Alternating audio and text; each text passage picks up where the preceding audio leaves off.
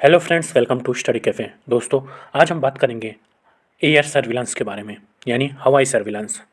हाल ही में ही अमेरिका वायुसेना द्वारा अमेरिकी हवाई क्षेत्र में उड़ रहे एक चीनी निगरानी गुब्बारे यानी स्पाई बैलून को मिसाइल के माध्यम से नष्ट कर दिया गया। दोस्तों, चलिए देखते हैं क्या है स्पाई बैलून।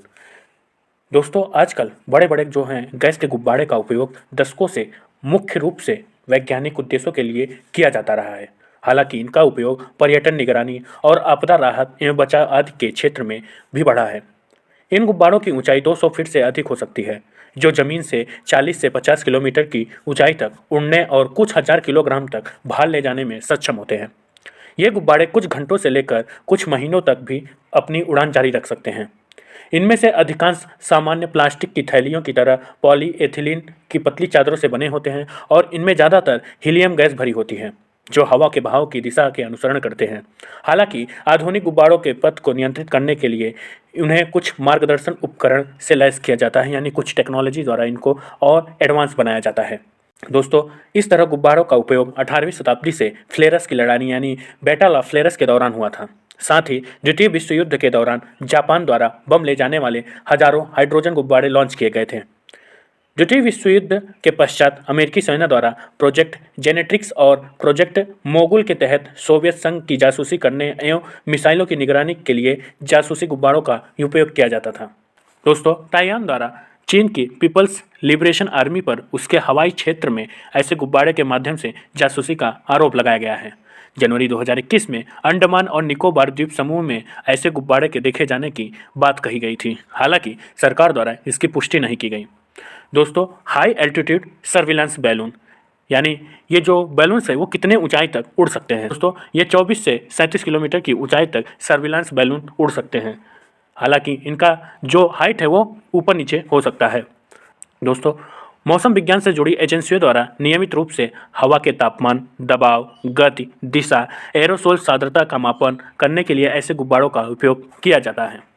दोस्तों, इन गुब्बारों की अत्यधिक ऊंचाई पर उड़ने की क्षमता के कारण अंतरिक्ष एजेंसियों के लिए उपयोगी माना जाता है। ये सामान्य हवाई जहाज से अधिक ऊंचाई पर उड़ सकते हैं, जिसमें हवाई यातायात के प्रभावित होने का भय नहीं रहता और इनकी लागत अंतरिक्ष में भेजे जाने वाले उपग्रहों जो सैटेलाइट भेजे जाते हैं उनकी तुलना में बहुत ही कम होती है। साथ ही कार्य पूरा करने के बाद इन्हें नीचे लाकर दोबारा प्रयोग किया जा सकता है। अमेरिकी अंतरिक्ष एजेंसी नासा सहित विश्व के कई बड़े अंतरिक्ष एवं भूविज्ञान संस्थानों द्वारा इसका उपयोग किया जाता है। गैस से भरे इन गुब्बारों की अत्यधिक ऊंचाई एवं धीमी गति के कारण तेज विमानों या मिसाइलों की निगरानी के लिए तैनात पारंपरिक रडार से पहुंच से बच जाते हैं। जो भी रडार के पहुंच में हैं उनकी रेंज से बाहर हो जाते हैं, जो इन्हीं जासूसी या निगरानी अभियानों के लिए उपयुक्त साधन बनाता है। पृथ्वी की सतह से निकटता के कारण व्यापक रूप से एक क्षेत्र को करीब से स्कैन कर सकते हैं। हाई रेजोल्यूशन के साथ फोटो भी खींच सकते हैं। दोस्तों, भारत में 70 से अधिक वर्षों से वैज्ञानिक गुब्बारों का उपयोग किया जा रहा है। दोस्तों, भारत में 70 से अधिक वर्षों से वैज्ञानिक गुब्बारे का उपयोग किया जा रहा है। पहले वर्ष 1948 में होमी भाभा द्वारा कॉस्मिक रे रिसर्च के लिए उपयोग किया गया था। मुंबई में स्थित Tata institute of fundamental research ने 1950 के दशक में ऐसे गुब्बारे का निर्माण शुरू किया था। इसरो के तहत अंतरिक्ष संस्थानों और पुणे स्थित भारतीय उष्णकटिबंधीय मौसम विज्ञान संस्थान, बेंगलुरु में स्थित इंडियन इंस्टीट्यूट ऑफ एस्ट्रोफिजिक्स द्वारा शोध कार्यों के लिए नियमित रूप से ऐसे गुब्बारों का उपयोग किया जाता है।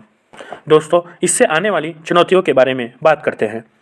सैन्य क्षेत्र में मानव रहित विमानों, ड्रोन या हॉट एयर बैलून के उपयोग में वृद्धि के साथ रक्षा एजेंसियों के लिए विपक्षी देश द्वारा घुसपैठ या निगरानी के प्रयासों को रोकना एक बड़ी चुनौती बन गया है। विज्ञान एवं सूचना प्रौद्योगिकी के क्षेत्र में प्रतिवर्ष हो रही तीव्र प्रगति के बीच अंतर्राष्ट्रीय एजेंसियों के लिए सैन्य क्षेत्र में तकनीकी उपकरणों के बढ़ते प्रयोग को विनियमित कर पाना कठिन होता जा रहा है। किसी विनियमन के अभाव में उग्रवादी समूहों द्वारा मानव रहित विज्ञानों का प्रयोग वैश्विक स्तर पर शांति एवं स्थिरता के प्रयासों के लिए बड़ी चुनौती बन सकता है। दोस्तों, आगे की राह के बारे में बात करें तो भारतीय रक्षा एजेंसियों को देश की सीमा में घुसपैठ के प्रयासों को रोकने के लिए आधुनिक निगरानी उपकरणों की तैनाती के साथ सुरक्षा कर्मियों को भी इन आधुनिक चुनौतियों से निपटने के लिए प्रशिक्षण प्रदान करना होगा। वैश्विक स्तर पर सेनाओं द्वारा मानव रहित विमानों एवं जलपोतों के प्रयोग में हो रही वृद्धि को देखते हुए इसे विनियमित करने के लिए एक अंतर्राष्ट्रीय तंत्र स्थापित किया जाना बहुत ही आवश्यक हो गया है। तो thank you so much guys for watching the video. Like share and subscribe the channel. Thank you so much.